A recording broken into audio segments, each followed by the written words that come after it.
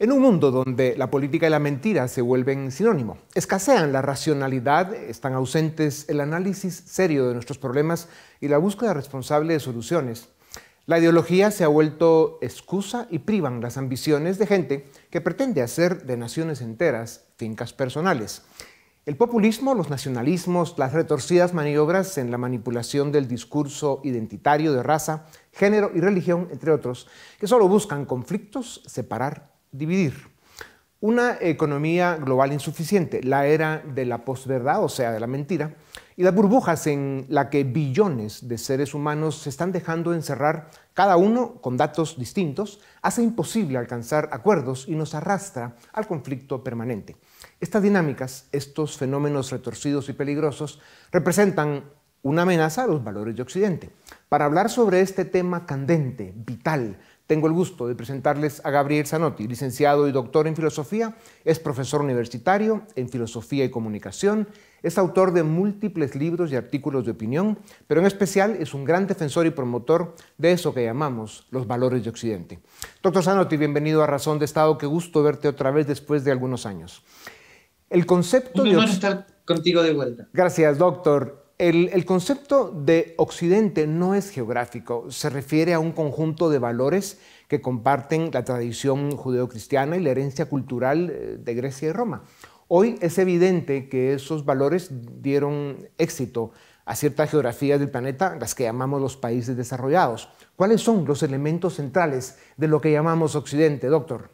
Bien, de alguna manera lo has adelantado, o sea, Occidente es la larga evolución de la noción de persona individual, que es una noción esencialmente judeocristiana y que absorbe y que lleva a su máxima plenitud los elementos de filosofía y de derecho que ya había en Grecia y en Roma. Así que se podría decir, y esto es la opinión de Julián Marías, ¿no?, que Occidente es la larga evolución y conquista de la libertad personal, que no es una noción posmoderna, no es la libertad para definir arbitrariamente el curso de nuestra existencia, sino que es la libertad entendida como el respeto a las libertades individuales, que viene del profundo deber moral de respetar a la dignidad humana de toda persona. Ya. Así que por Claro, ahí. esa coincidencia es importante, ¿no? Que está clara. La libertad es el primero de los valores de eso que llamamos Occidente, el mundo occidental, los valores de Occidente. El capitalismo es otro de los valores y también es instrumento, da materialidad y desarrollo económico. El capitalismo ha sido el gran liberador de los pobres, da movilidad social, permitió la liberación femenina. Hoy en Estados Unidos, por ejemplo, las mujeres son cerca del 60% de los estudiantes universitarios, el 58% de los grados de máster van a ser mujeres, pero sobre todo el 70% de valedictorians, como les dicen, de la secundaria en Estados Unidos son mujeres. Las mujeres están triunfando en el capitalismo. El mundo pobre busca emigrar al occidente libre y capitalista, no a Cuba, Venezuela, Rusia o Corea del Norte. ¿Por qué entonces, doctor Zanotti, la izquierda avanza con su discurso populista y anticapitalista? Que, creo que, por un lado, el marxismo sigue siendo un programa de investigación altamente resiliente. O sea, hubo una primera etapa del marxismo donde los explotados eran los obreros de la situación industrial, una segunda etapa del marxismo de los años 60, donde los explotados eran los países del sur por los países del norte, y en esta tercera etapa, los nuevos explotados por el heteropatriarcado explotador serían grupos colectivos identitarios como indígenas, mujeres, transexuales, etcétera, ¿no?, que se constituyen como los nuevos colectivos explotados frente al heteropatriarcado. Desde luego, todo eso es un error, porque el sujeto de derechos en un sistema de respeto a las libertades es cada persona. No formamos parte de colectivos explotados, sino que cada persona es sujeto de derechos, y por lo tanto los heterosexuales, los homosexuales, los indígenas, los no indígenas, los extranjeros, los locales, las mujeres, los varones, son todos sujetos de las mismas libertades individuales. Ujú. Eh, pero, pero lamentablemente hay un discurso, ¿no?, que sigue generando el supuesto de que el capitalismo es explotador. Eh, y, Y lamentablemente, y con esto concluyo porque quiero ser sintético, estos discursos aprovechan mucho las situaciones de alienación colectiva que se dan sobre todo en América Latina, que son caldo cultivo de gobiernos autoritarios, ¿no? Ya. Sí. Doctor, entonces, ¿cuáles son las principales amenazas a la cultura occidental y qué puede suceder si no sabemos defenderla? Esa cultura que tú describías, precisamente los elementos que se usan para atacarla. La máxima amenaza es esta mezcla incoherente, pero políticamente efectiva, entre neomarxismo por un lado y posmodernismo por el otro. Neomarxismo para afirmar que el capitalismo sigue explotando a todo el mundo, ¿no? Y posmodernismo para que cuando se intenta combatir a ese neomarxismo en nombre de los valores morales de las libertades individuales, en nombre del bien y moral y la verdad intelectual de Occidente, entonces ahí el posmodernismo incurre en escepticismo, ¿no? Donde cualquier discurso vale, cualquier cosa vale, no hay valores morales objetivos, etcétera, etcétera. Esa combinación de posmodernismo y neomarxismo está destruyendo a Occidente como un cáncer interno, porque esas dos visiones son fruto de patologías filosóficas de Occidente. Así es. Así que vamos a ver si sobrevivimos, Sí. ¿no? Y los liberales Veremos. estamos fallando brutalmente en defender nuestra cultura, la cultura que le ha dado éxito al mundo. Doctor Zanotti, Francis Fukuyama publicó recientemente un libro sobre el liberalismo y sus descontentos. Él afirma que el liberalismo hizo un énfasis casi exclusivo en la economía y se olvidó de que el liberalismo es ante todo una filosofía política. También dice que se descuidó el sentido de comunidad. ¿Es cierto?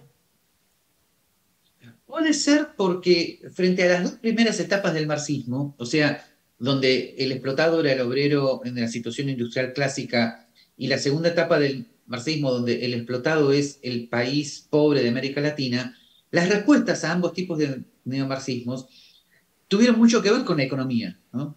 Sin embargo, siempre a los sistemas autoritarios, sea de izquierda o de derecha, había que oponer las libertades individuales y una república constitucional. Eh, Me parece que desde los años 80 en adelante, los liberales hemos tenido que aprender nuevamente que lo que dábamos por supuesto no está en supuesto, que las libertades individuales han sido olvidadas y que las repúblicas constitucionales están siendo muy inefectivas en la defensa de esas libertades y por lo tanto hay que repensar, replantear. Vuelvo a decir, frente a los nuevos supuestos derechos A y frente a los nuevos supuestos delitos de odio y discriminación y etcétera, hay que replantear el tema de las libertades individuales o de lo contrario, el autoritarismo de todo tipo sigue avanzando, ¿no? Claro. Y hablando de autoritarismo, desde el neomarxismo, el populismo y algunos nacionalismos, estamos viendo ataques infames a los pilares de la civilización occidental. El ataque a la libertad de expresión no es algo nuevo. En 1965, no. Recordarás, Herbert Marcuse publicó un ensayo que llamó Tolerancia Represiva, donde argumentó que la libertad de expresión solo servía para favorecer a los poderosos, pero intentó justificarlo como ataques a las ideas de los grupos poderosos. Hoy vemos desde la cultura de cancelación hasta el asesinato de periodistas y analistas que exponen la verdad o en todo caso hacen uso de su libertad de expresión, cada día más amenazada. ¿Cómo amenaza a los valores de Occidente el hecho de que desde gobiernos o grupos criminales o desde la incultura de la cancelación están destruyendo la libertad de expresión? El primer punto grave es que la libertad de expresión ha sido sustituida por un supuesto derecho a la información cuyo garante es el Estado. Y entonces, en una primera etapa de esta deformación, mejor dicho, en una primera etapa de esta insistencia en el derecho a la información, claro, los Estados combatían a los medios de comunicación privados que supuestamente estaban en contra de las agendas de los gobiernos. Ahora lo que ha ocurrido es que desde el neomarxismo y desde el posmodernismo ha habido una colusión entre las Big Tech y los gobiernos, de tal manera que todo lo que vaya en contra de la agenda que baja de las Naciones Unidas es cancelado por delito de odio o por delito de discriminación, ¿no? Y por lo tanto la libertad de expresión ha sido prácticamente eliminada por esta colusión indigna entre Naciones Unidas, gobiernos y Big Tech, ¿no? Sí. Y bien, hay que tener conciencia de esto para reaccionar. Así es. O sea, no es cuestión de decir, de aceptar que lo tuyo es falso porque los hechos indican otra cosa. La cuestión es decir, independientemente de cuáles sean los hechos, yo tengo derecho a expresar mi interpretación del mundo y incluso mi interpretación de los facts. Claro. No hay que contraponer los supuestos hechos a las interpretaciones de los gobiernos de las Naciones Unidas y de las Big Tech. Hay que contraponer nuestro derecho a expresar nuestra interpretación del mundo, donde ahí hay que defender estrictamente los valores de Occidente sobre la base de las libertades individuales, la libertad de expresión, la libertad religiosa y la libertad de asociación, que son esas, y la libertad de enseñanza, que son esas libertades las que deben ser reclamadas frente a las agendas estatistas de las Naciones Unidas. Y concluyo con esto. La libertad de expresión ha sido reemplazada por el derecho a información. Error. La libertad religiosa ha sido reemplazada por una especie de religión universal globalista. Error. La libertad de asociación ha sido reemplazada por la libertad de asociarte siempre que el gobierno esté de acuerdo con la asociación en la que estés. La libertad de enseñanza ha sido reemplazada por el derecho a la educación garantizado por el Estado, supuestamente por sus propios planes y programas de estudio. Bajo esa situación han sido eliminadas todas las libertades y tenemos que recuperarlas. Así es, la amenaza es inminente.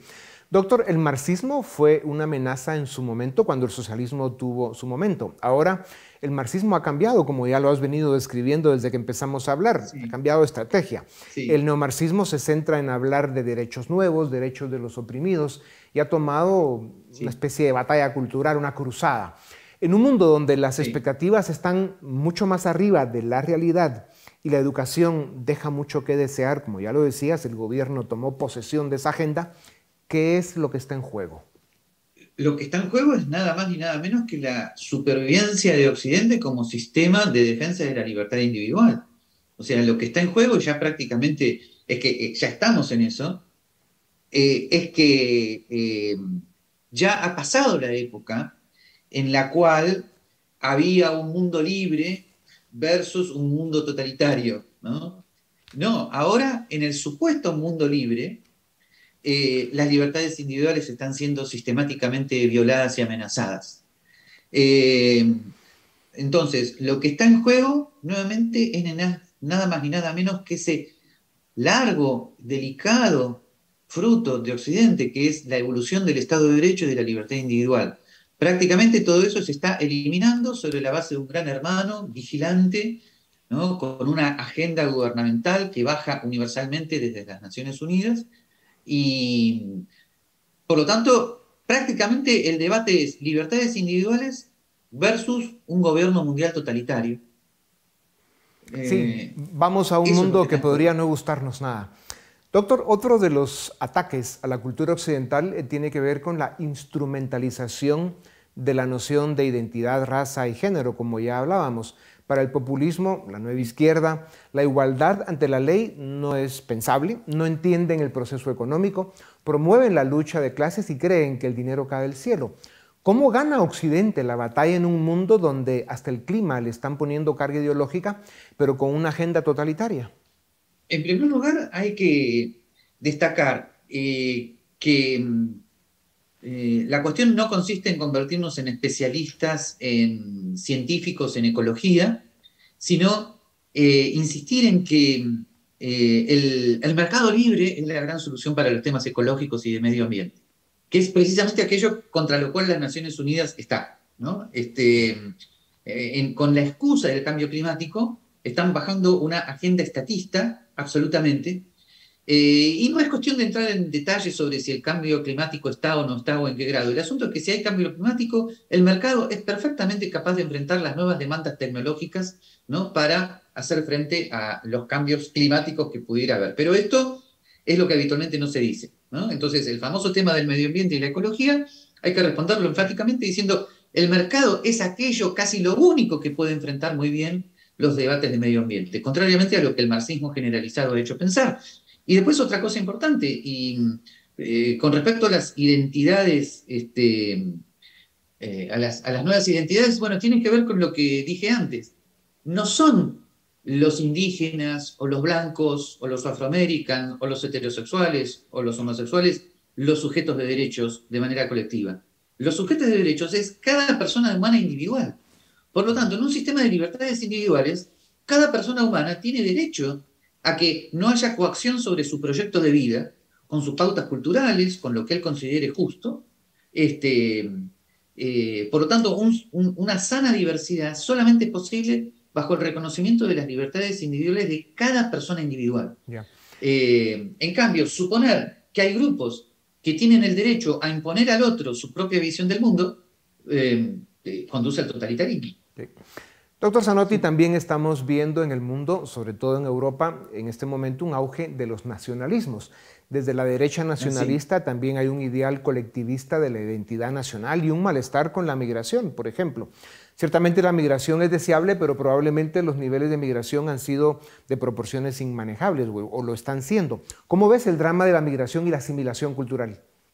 Bien, en primer lugar hay que diferenciar dos tipos de nacionalismo. Frente al avance estatista de las Naciones Unidas, puede haber dos tipos de reacciones. Uno, nacionalismos locales que no tengan en cuenta las libertades individuales, que siempre vamos a rechazar, pero también contra las Naciones Unidas está la afirmación de las libertades individuales y por lo tanto a veces hay que recurrir a la vieja noción de soberanía nacional como único modo de evitar que las Naciones Unidas invadan un territorio, prácticamente, ¿no? Pero entonces ambas actitudes se mezclan. En los discursos de los nuevos líderes de derecha se mezclan ambas cosas, tradiciones nacionales más libertades individuales, ¿no? Entonces hay que saber discernir en cada caso. Ahora, yo niego que estos nuevos líderes sean fascistas, como se está diciendo. Ahora, evidentemente tampoco son libertarios. Es un mix, ¿no? Y hay que ver qué es lo que vamos a defender en cada caso, ¿no? Claro. Y el tema de la inmigración también se ve muy mal porque se presupone que estar de acuerdo con la inmigración es estar de acuerdo con grupos nacionales que prácticamente descienden en un territorio y quieren vivir ahí bajo sus propias costumbres, aunque éstas sean contrarias a las libertades individuales. En cambio, si se abre el territorio a la libre inmigración, sobre la base de un Estado de Derecho conjunto que se debe aplicar igualmente para todos, y se suspende el Estado social, y se suspenden los privilegios sociales y el otorgamiento de bienes públicos en materia de educación, seguridad social y salud por parte de los gobiernos, entonces los inmigrantes no van a tener más remedio que guiarse por el Estado de Derecho liberal clásico y además tienen que trabajar para obtener sus bienes y servicios, con lo cual ipso facto se convierten en un aporte y no en un problema. Pero para esto hay que cambiar totalmente de paradigma.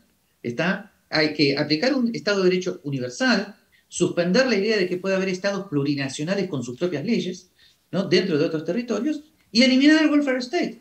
Pero ningún político se atreve a dar el paso a esto, ¿no? Ya. Pero en todo caso, doctor, el discurso de soberanía y el ataque a Naciones Unidas, que obviamente tiene sus vacíos y sus defectos, son temas que los dejaremos para la próxima. El discurso de soberanía lo están usando grupos criminales o gobiernos tomados por grupos criminales en varias partes del mundo, que lo que quieren, claro, es tener control total de su botín. Pero eso es para otro día. Doctor, claro, nos quedan 2 minutos y te agradezco brevedad en los dos temas que nos faltan. El Islam se guía por otros parámetros. Respecto de la civilización occidental, no pregona la tolerancia ni la diversidad. ¿Es posible la integración de la masiva migración musulmana a Europa? ¿Es una amenaza a los valores occidentales? Si se permite que determinados grupos vivan en un territorio conforme a costumbres que violan las libertades individuales, entonces sí es una amenaza. Sin embargo, yo tengo la esperanza de que dentro del Islam aparezca un movimiento liberal que interprete el Corán conforme a un Estado de Derecho. Y entonces se produzcan nuevas generaciones de inmigrantes islámicos que sean totalmente compatibles con el Estado de Derecho liberal clásico. Pero eso es una tarea que tienen que realizar ellos. Claro. Nosotros los cristianos ya nos hemos adaptado al Estado de Derecho. Los cristianos hemos tenido nuestro Vaticano II, nos hemos adaptado al Estado de Derecho. Ahora lo tienen que hacer ellos, es lo que yo estoy esperando. Yo no soy quien para dar clases sobre el Corán, ellos lo tienen que hacer. Claro. No, y hay que tomar en cuenta que tu visión es filosófica, con mucha base en la comunicación y además una visión de estadista. Entonces, eso quiere decir largo plazo. Y por eso es de que a mucha gente le podrá hacer ruido algunos de los temas que estamos hablando, porque tienen una visión de muy corto plazo, ¿no? Doctor, para terminar, decíamos que la cultura judeocristiana es parte de la identidad de la cultura occidental. Sin embargo, la sociedad occidental se está volviendo más secular. Esto es un cambio de paradigma que además va muy rápido. ¿Cómo queda Occidente sin el elemento común del cristianismo? No, en el cristianismo la laicidad del Estado es positiva, o sea, la distinción entre Estado y Iglesia en el cristianismo es positiva. El problema es el laicismo, o sea, el secularismo, o sea, la visión de un Estado que avanza dialécticamente contra las religiones tradicionales. Ese es el problema. Ya. ¿Ah? Bueno, pues doctor Zanotti, muchísimas gracias. El mundo vive un cambio de era, un cambio de ciclo y será mejor que, si sobre todo los jóvenes del mundo quieren vivir en un mundo libre y con oportunidades por las que hay que trabajar, lo cual a veces se olvida, pues que pongan atención a los valores de Occidente y a la importancia de defenderlos. Doctor, qué gusto saludarte otra vez. Muchas gracias. A ustedes también gracias por acompañarnos una vez más. Esto es Razón de Estado. Suscríbete y nos ayudas a defender y a promover los valores de la libertad,